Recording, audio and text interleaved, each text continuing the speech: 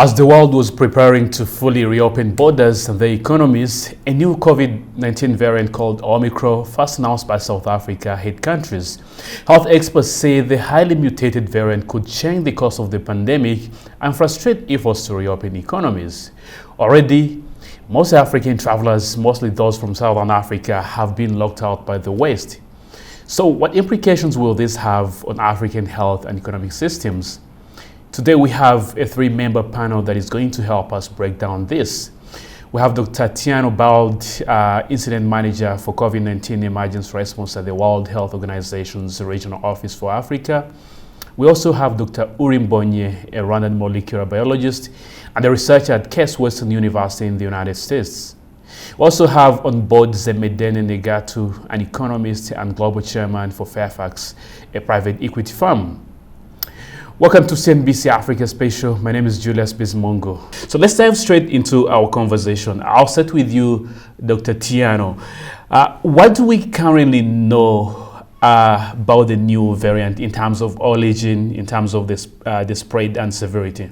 As we have all followed, the national authorities in South Africa reported this new variant, which has been called after that time the Omicron variant. And one of the main characteristics about the number of the mutation which has been really found in that variant in comparison to other existing variants, notably the beta or the delta or also the alpha. So the number of mutation is quite high in this variant. It's about 30 mutation on the protein, the spike protein, and that this can lead, to some of the consequences, in terms of health to the population, which might be, affected by the virus. So this is what we have seen, that was at the end of the November, but since then we have also seen a major upsurge in the number of cases reported in South Africa. South Africa has been one of the first country which has been reporting, the Omicron variant. And when we compare the situation of last week in comparison to the week before, we have seen really a major upsurge of the COVID-19 cases, partially related to the Omicron, and more than 87% in increase in number of cases has been reported in the entire continent, in the entire region, during the past 1 week. So this is the situation that we are seeing. However, about the severity, I think it's a little bit early. Obviously, we are seeing we are having encouraging information around the severity of the diseases, notably in the Gauteng province in South Africa. But it's a little bit early really to draw very bold conclusion around the severity of the disease due to the Omicron. Dr. Uri, let me come to you. We say, scientists are now saying that the level of mutation with this new variant is really high, but what does that exactly, if you could help us break down that into the simple language, what does that mean exactly? So it is true that this new Omicron variant has many mutations, more than 30 mutations in its spike protein, which is the protein that would interact with the surface receptor on lung epithelial cells to allow entry of the virus. The spike protein, as we well understand also, is the one that's been targeted by antibodies either generated following a natural infection or antibodies generated by vaccination. So these mutations are really bound to affect the manner in which the virus enters cells, and also the manner in which immune responses generated by either vaccination or a natural infection are bound to counteract or neutralize infection by Omicron. Now, so there are early indications. There's some published studies and also studies in preprint format showing that mutations on Omicron spike, particularly on within its receptor binding domain, seem to enhance its binding to the so-called ACE2 receptor to facilitate its infectivity. its entry into cells. And that translates into increasing so a higher infectivity of the Omicron variant translates into increasing its transmissibility. Let me bring in Zemedene. You've seen the reaction of countries, either in terms of the shutting of travel and tourism, aviation activities now almost coming back to square zero. You've seen lockdowns in some countries. How much worse does this make things? First of all, thank you, as usual, Julius, for having me back on the program. As you've indicated, this new variant, which, by the way, Africa, in particular South African scientists, should be given credit for, because they discovered it, they reported it transparently very quickly. That should be underlined. I think sometimes we tend to overlook the expertise that is resident within Africa and Africans. All right. Now, coming back to your point about the question, how much an impact? Remember, we've been sustaining the COVID-induced economic sort of impact for almost 2 years now. And if you go back to last year, the United States, Europe, much of the developed world was able to pump trillions of dollars or euros to sustain their economies, to develop the vaccines and roll out these vaccines. For example, here in the United States, I'm in Washington, they're now talking about encouraging people to take third doses, okay? So this is what I call vaccine inequalities, what is causing all this in particular for Africa. We thought, the developed world thought, that by isolating and vaccinating their own population, they can protect their economies, they can protect their investments. When we've all, I'm happy to hear the two African doctors there talking about this variant in an eloquent way, we always said, you can't, there's no border, there's no visa. This variant doesn't need a visa to cross borders and impact the rest of the world, which then will impact your economies in America, your economies in Europe. So for Africa, it's a double whammy. Much of Africa is less than 10% vaccinated. That means these countries, to begin with, didn't have the physical space, the monetary, they can't print the dollars or euros as they wish. So they were looking for relief, debt relief, economic support, and most importantly, they were asking the developed world where these vaccines were developed to accelerate the delivery of vaccines, and it hasn't really happened. I mean, there's been some effort, but not enough. So before Africa can completely recover from the first one, it's now being hit, it was hit by Delta, now Omicron. So the cumulative impact on the economies could be, very severe. The IMF was forecasting before this variant came out that Africa would have a 3.7% GDP growth for this year. Significant improvement from last year. As you know, the whole of the continent for the first time in 25 years was in a recession. But it's still, Africa needs to grow by a much faster rate. The forecast for next year is 3.8. As I said, it's an improvement, but not now. That is going to be affected for sure. I'll give you a very simple. Sometimes when we personalize these things, we can bring the issues alive. Last week, 10 days ago, I was scheduled to go to South Africa on a business trip, flying from Washington to Johannesburg, and I got a call saying, "No, you can't go."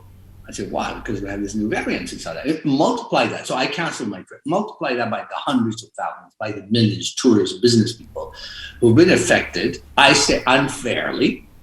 I think there was an overreaction to it. Now, as you saw yesterday, the UK removed the red list, but the damage is already done to the tourism industry in Africa. The perception of just all the Africans are now back into this virus thing and we're not in the West.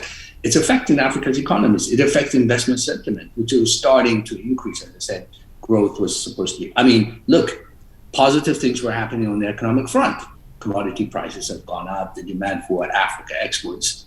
We can debate whether or not we should be exporting commodities, but prices have been going up and Africa is starting, oil prices going up, copper prices, coffee hit a 10-year high this week.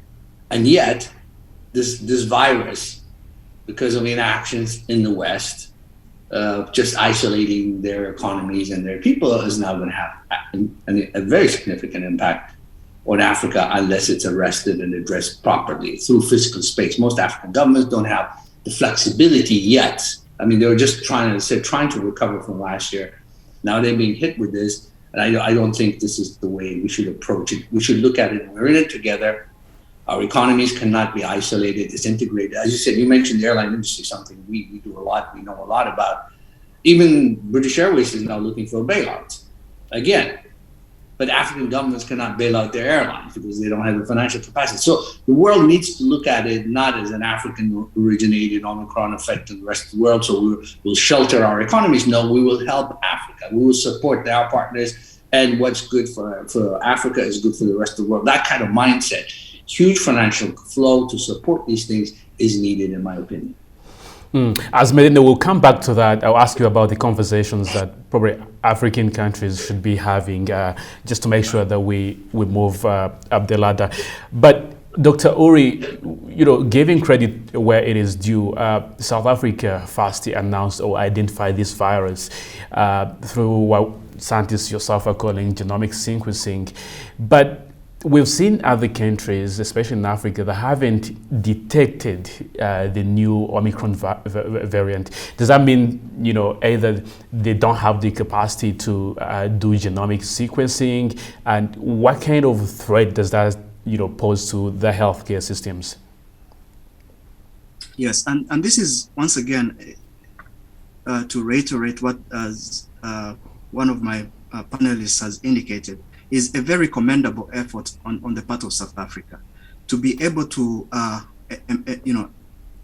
adequately employ its genomic sequencing platforms to identify and pick out this Omicron variant. And other African countries need to follow suit on this. I'm not really, because I'm based here in the US, I'm not really clear on if the Omicron variant has been identified in other African countries other than Botswana and South Africa. So that's not really clear on my part. But being able to acquire and utilize these genomic sequencing platforms to identify and distinguish variants is of critical importance. In addition to the current surveillance testing approaches that exist within African countries, the rapid antigen-based testing and also the conventional RT-PCR testing. Genomic sequencing to identify and characterize variants that are circulating within the African population is of critical importance. Right, Dr. Tiano, let me come back to you again. When you look at how the continent has dealt with the COVID-19 pandemic, how much impact is this new Omicron variant is going to have on healthcare systems in Africa that are already strained in their capacities? Yeah. Thanks. Thank you for the question. If you allow me just to build a little bit on the point mentioned by Dr. Uri. At the moment, we are having almost 11 countries where the Omicron has been detected.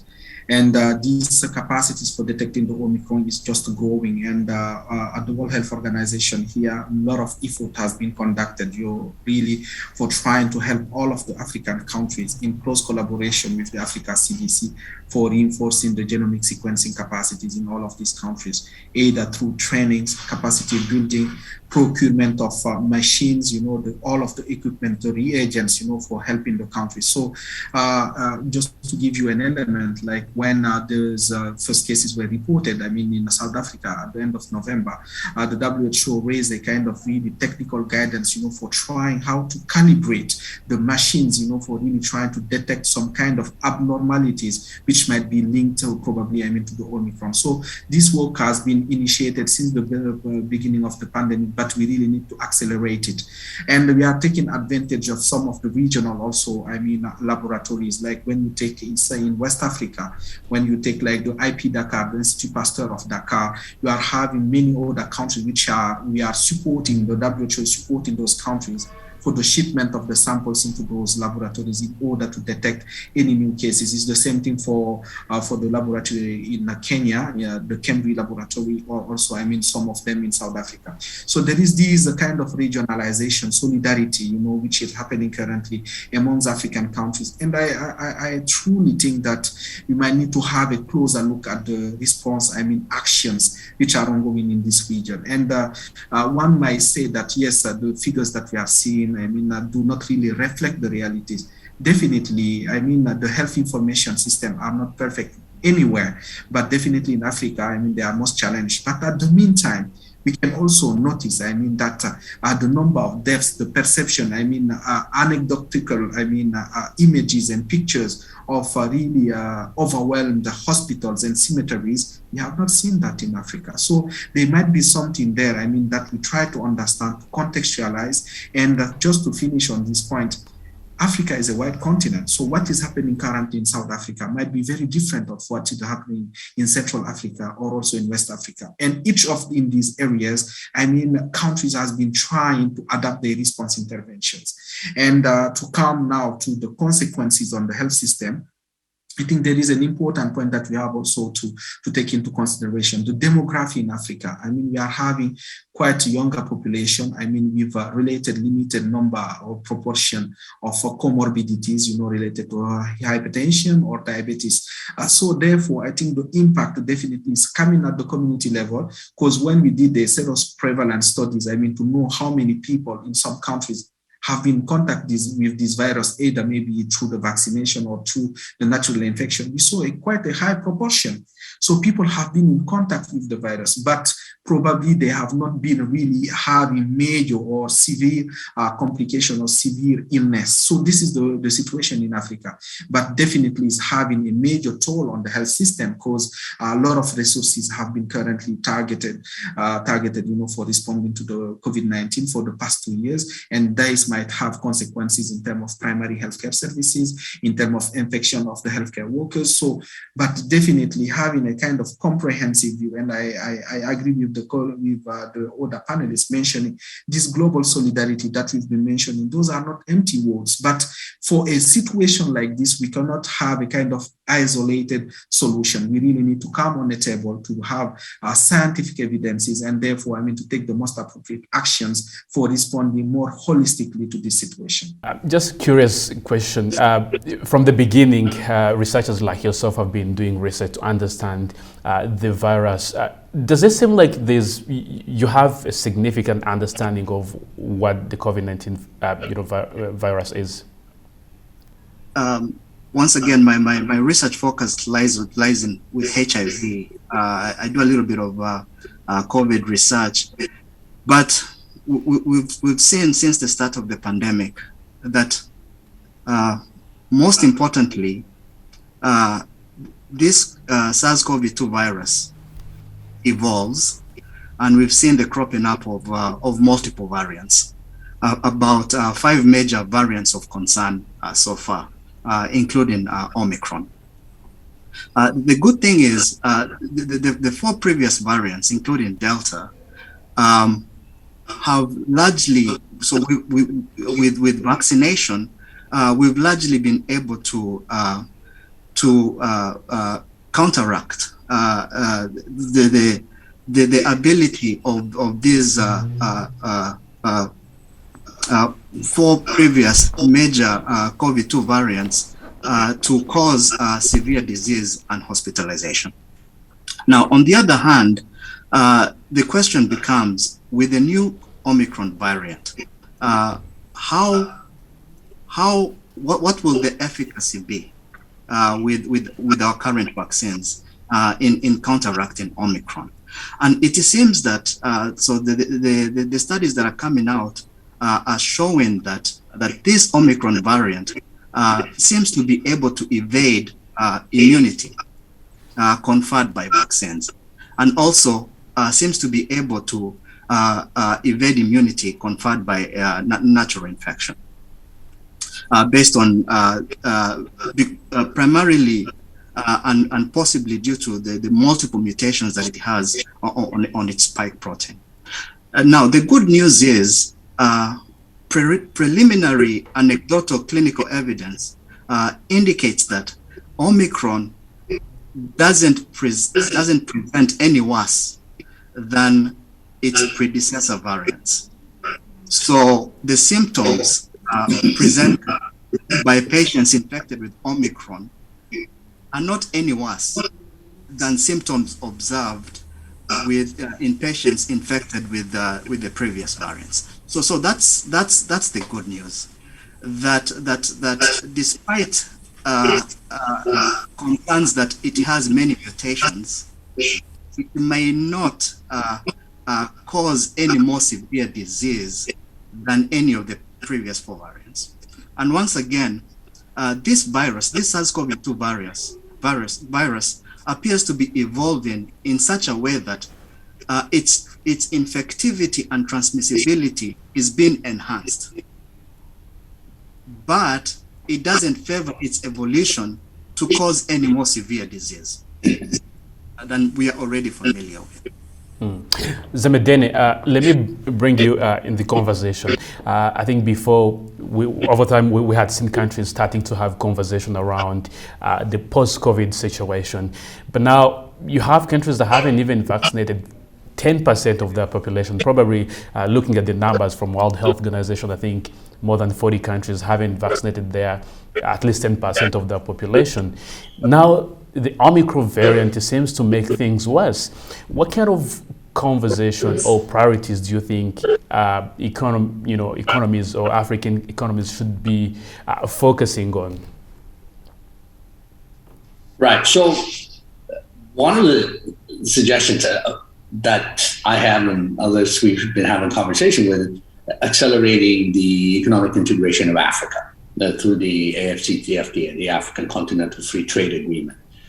To put things in perspective, the total size of the African economy is about $3.4 trillion. That's, it's pretty sizable. Now, if you fragment it into little pieces here and there, it becomes not as significant. So one approach for Africa to show its size, its capacity, its attractiveness, its influence, is through its economic integration. And I think COVID is a very good example. Had we been an integrated continent economically, had we been rolling out these regional infrastructure, for example, the cold storage facilities, it's a patchwork here and there, right? Because each country was trying to do it on its own. But so one suggestion would be fast track consolidation, the integration of the economy.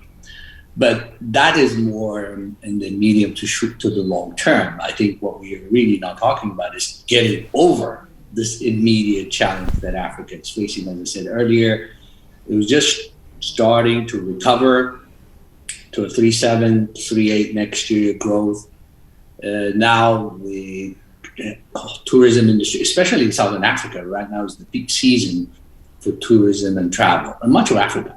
So that is going to be affected. So there needs to be some buffer. Last year, if you recall, the G20 came out with the DSSI, the debt sustainability rescheduling approach. It's going to run out this month. I think we may need, we do need another one for 2022 as a buffer to get Africa over, because already the impact of Omicron, the lingering effect of COVID from last year is still there. So the world, the wealthy countries which can afford it, I mean, they can't really afford it. Even if they couldn't, they should have looked at it as self-preservation, self-interest. So African economies being given, for example, the fiscal space.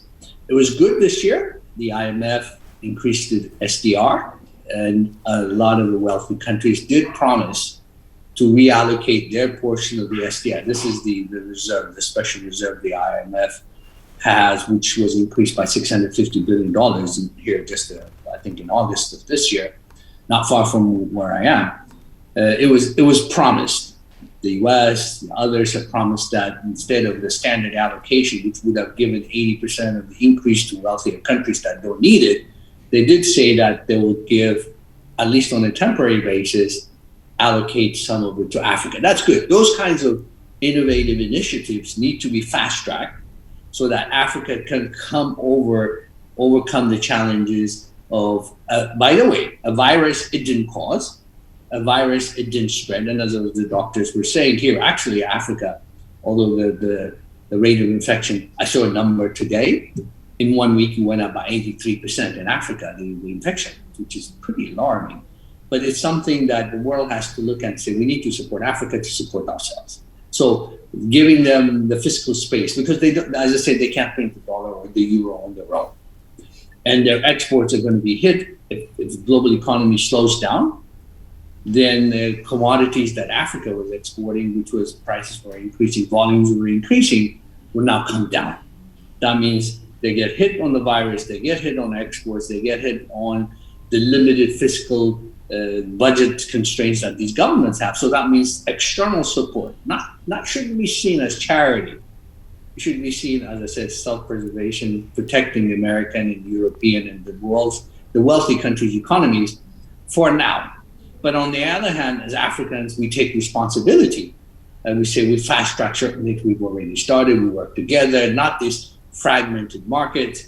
And I think, and solid debt management, because once we come out of this, these debts have to be paid for. Now, some of them have been suspended because of the DSSI initiative, the IMF debt reprofiling framework some countries are going through. That's fine. A big thank you to our guests, Dr. Tiano Bald from the World Health Organization's Regional Office for Africa, Dr. Urim Bonye, researcher at Case Western University, and Zemedene Negatu, Global Chairman at Fairfax. That's all we had for today. For more, follow us on Twitter at NBC Africa or follow me directly at Julio Bismongo. Thank you for watching.